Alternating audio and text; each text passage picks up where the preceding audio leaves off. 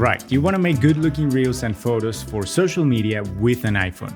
I got you. In this video, I'm gonna cover everything you need to know to get started today. This video is sponsored by Muffed. I just got this creator kit. I already know I'm gonna have a lot of fun making content. I'll be telling you more about it later in the video, but first, get your settings right.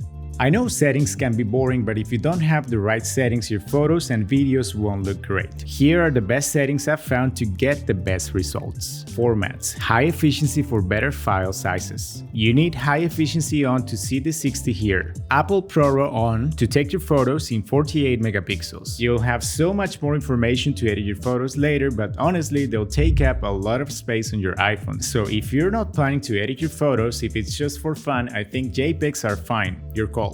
Record video. Shoot everything in 4K because you'll have that extra resolution to make your images look way better when posted on socials. There are a few tricks to do when exporting the videos to look crisp and sharp when posted. I'll tell you more about it later in the editing process. Now, 24 frames per second is more cinematic and it's the norm for video platforms like YouTube. But 30 FPS looks better on social media. It's a recommended frame rate for IG. Enhance stabilization on for smoother footage. Forget gimbals. Handheld footage looks more like movies. Make sure you use both hands to hold the cell phone for a better grip and keep your arms close to your body to avoid introducing shake. If you're moving, bend your knees a little bit and ninja walk. You look like an idiot, but your videos will look better. And if you're running, use action mode. It's pretty good. Not 4K, but still pretty good. HDR video off. Stay away from HDR if you don't want your videos to look like security camera footage. Auto FPS off to have more control over your video. You don't want the camera changing all the time while recording. Lock camera on for the same reason. Slow-mo. Slow motion is cool, but don't overdo it. When I need to slow something down, it's because the action I'm filming is super fast, otherwise I don't. And I prefer 60 because it's 4K. But if you really want to slow down your footage, then 120 at 1080. Cinematic. I'm not a big fan of cinematic or portrait mode because I find images look ultra sharp and have that kind of plasticky look. They look fake. If I want to get a blurry background, I just get closer. In my opinion, it looks way better. Now, if you're gonna use cinematic or portrait mode, set your aperture above 4. It'll look a bit more natural. Preserve settings so you don't have to change settings every time you use the camera. Pretty neat feature. Grid on to compose your shots better. I'll talk about composition later in the video. Faster shooting off. Lens correction on. Macro control on. If you want to get super close to your subjects. You'll see this little flower. And that's it. Now, the camera. I use the native camera app. It has everything I need. 90% of everything I film is done with the main lens. 1x is always gonna have the best quality over 0.5, 2, and 3 because it uses the full sensor. 0.5 is a nice addition, but I find it a little bit soft. I never use 2x because it's a crop from the main lens, meaning less quality. And 3x is a nice lens to shoot a close-up here and there. If you click this little arrow, you'll have all your controls. Flash off, live off, dimensions 4:3. Exposure. I find that the iPhone is usually overexposing everything, so I like to have my exposure set to -0.3. It looks better, in my opinion. Timer off. Color presets original. And for video, pretty much the same. When shooting video, if you don't want the camera hunting for focus or changing light or color while recording, there is a little trick. Touch the screen on the subject and press for about 2 seconds until you see AEAF lock. Your focus and exposure will remain locked. Now, with all the settings out of the way, let's get creative. For filming, you need the right tools. I'm loving the Creator Kit by Muffed. Ever since I bought the iPhone 14 Pro, I've been using Muffed cases for protection. I'm a big fan of the vegan leather case. It feels incredible. It now comes with the world's smallest, quickest, and most versatile phone tripod stand. Such a creative product. It is for every content creator on the go. I really like this product because it fits in my pocket. It's super convenient. As a content creator, I film myself all the time, but most of the time I am by myself. I don't have a camera guy, so this little thing is genius. Just snap it to my phone and ready to go. Never miss a moment. I don't have to carry big tripods for quick shots anymore. You can use it in vertical or horizontal mode, tilt forward and backward to compose your shots,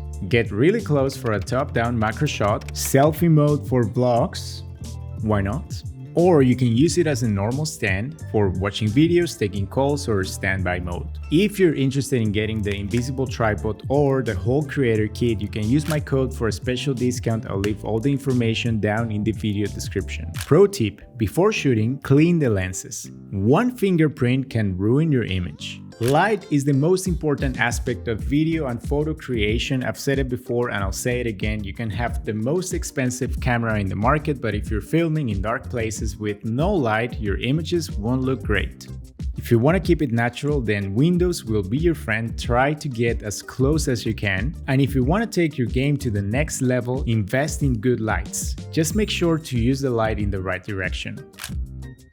This is when the grid comes in handy. If you don't want your photos and videos to look flat and boring, place the key elements on a grid line or the intersections. It'll make them way more dynamic. I could talk about composition for hours, but I'd be wasting your time because that's pretty much it.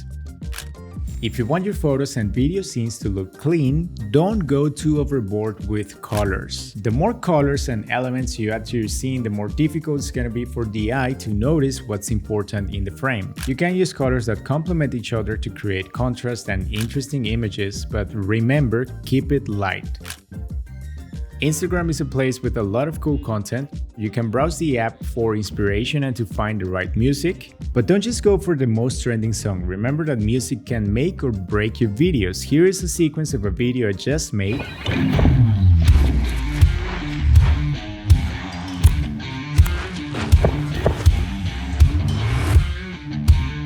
With the right music, whereas something like this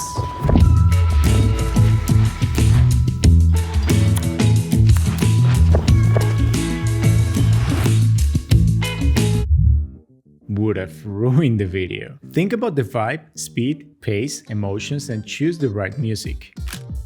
Edit to the beats of the music. I like to cut one frame before the beat for seamless transitions. One mistake most beginners do when they start making content, myself included, is adding tons of transitions, captions, loud sound effects, contrast, saturation. Don't do that. Keep it clean, subtle, it'll look better. Simplicity is beautiful.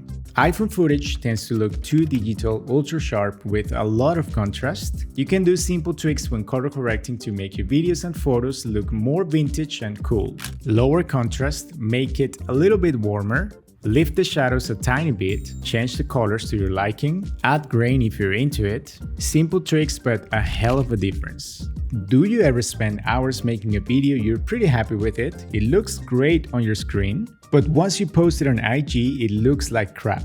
It sucks, right? If you don't want that to happen to your videos, make sure you have the right settings when exporting your masterpiece. Here is the best trick I've learned so far from my buddy Leo Keller on IG. Shoot your videos in 4K, then downscale to 1080. Once your sequence is ready, click Export, choose H.264. Make sure you're rendering everything at maximum quality possible, then export. When uploading, toggle on Upload at highest quality on IG, and it'll look amazing. That's it for this one. Thank you so much for watching, my friend. I hope the information helps. Tag me at Robert Creating on IG to see your creations. If you want to learn more about content creation and the creative process, watch this video next. It's the best video I've ever made. I'm not kidding. And I'll catch you in the next one.